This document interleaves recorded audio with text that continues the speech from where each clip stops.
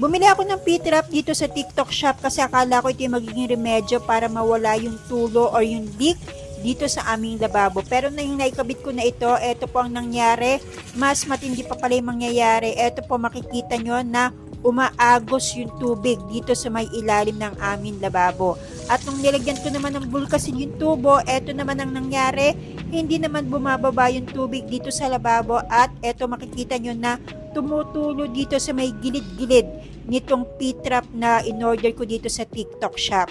At ito ang last option ko, bigla ko naisip na gumamit nitong alambre. First time ko pong umorder nito at ito ay sinubukan ko.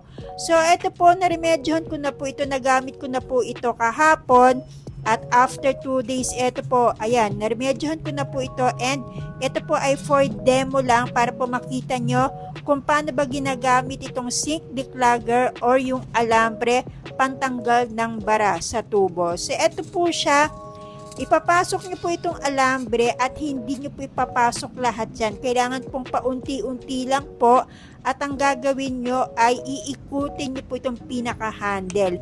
And then, meron po akong basahan dito sa isa kong kamay kasi po habang iniikot nyo po yan, sumasakit po yan, masakit po yan sa kamay. Kaya po, kailangan po meron po tayong basahan na ginagamit.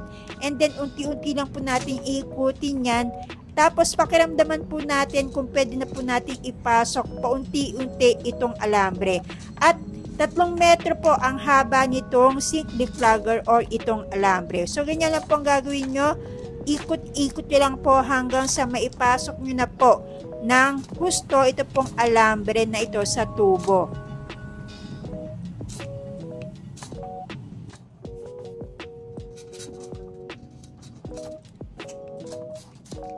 At ito mapapansin nyo na umiiksi na po itong alambre.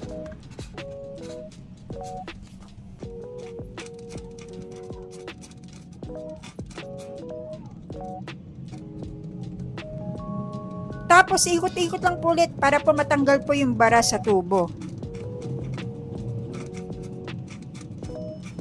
At ito po ang mukha ko, pawis na pawis si Inday. Struggle is real po, kailangan pong tiyagain natin ito para po mawala ang bara sa tubo. Pagkatapos ito na po, hindi ko lang po na-on yung video. Ito po, tinatanggal ko na po yung alambre. At paano nga ba ito tinatanggal? Ito mapapansin nyo, pag hinihilan nyo yung alambre, hindi po siya matatanggal. So, wag nyo po yung hatakin. So, paano ba ito tinatanggal? Ganito lang po yan. Kung dati po clockwise po ang pag-iikot ng handle, ngayon naman po ay counterclockwise. Reverse naman po ang gagawin natin para po unti-unti pong matanggal yung alambre. And actually po, mas maganda kung nakatayo po kayo para po mas mabilis pong matanggal yung alambre. Kaya na po nakaupo po kasi ako para po mabidyohan ko po kung paano ko po ito ginagawa. So ganyan po siya, unti-unti po. Medyo mahirap again dahil iikot-ikot na naman tayo. Pero kailangan pong tiyagain. At eto po, ayan. Finally, natanggal ko na po yung alambre. Pagkatapos, paano malalaman kung wala ng bara or meron pa? So, ang gawin nyo po ay ikabit nyo po ulit yung tubo or ito po, flexible hose po ang aking kinabit muna pansamantala para po mas madali ko pong makita kung aapaw pa ba or may bara pa ba itong tubo ng aming lababo. So, ayan po ang gagawin natin. Buhayin po natin yung gripo. Kailangan po nakatodo para po mas mabilis po natin makita kung meron pa po bang problema ito pong tubo. At ayan, makikita nyo medyo nagkakaroon ng leak kasi medyo hindi po tumama yung flexible hose sa tubo. So, i-adjust ko lang po ng konti. At ito po, na-adjust ko na po. So, ayan po siya. Buhayin po ulit natin. At finally, ano yun po, makikita nyo na hindi na po umaapaw yung tubo, hindi na po nagkakaroon ng tagas. So, ibig sabihin po, effective po itong alambre na ginamit ko. And actually, gumamit na po ako ng liquid sosa at saka pulay. Kaya po, ang last option ko po ay gumamit na po ng alambre at hindi ko akalain na very effective po pala ito. At hindi na rin po umaapaw ang tubig sa lababo kahit nakatodo pa itong gripo.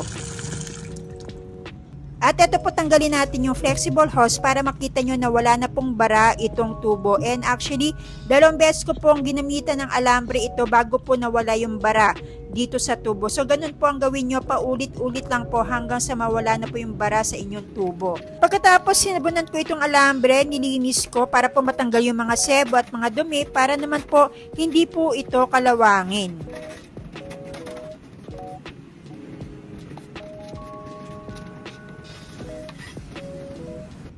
At sinampay ko sa bakod para ito ay matuyo.